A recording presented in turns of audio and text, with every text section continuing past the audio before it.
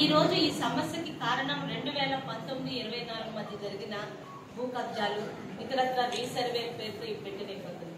ఈ రోజు 100% మా ఎమ్మెల్యే ఆఫీసర్ కానీ ఇటు రెవెన్యూ సంస్థ కానీ మాకు రోజుకి 170% సమస్యలు గ్రీవెన్స్ వచ్చేవి అన్ని రెవెన్యూ సమస్యలే. 5 సంవత్సరాల్లో మా పొలం పోయింది, వేరే వాళ్ళ మీద వెళ్ళిపోయింది.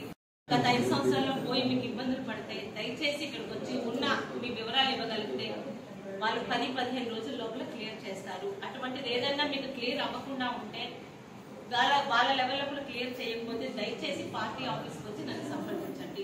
ఎందుకంటే ఎవరి భూమి వాళ్ళ మీ భూమిని కాపాడాల్సిన బాధ్యత ప్రజాప్రతినిధులుగా మాది.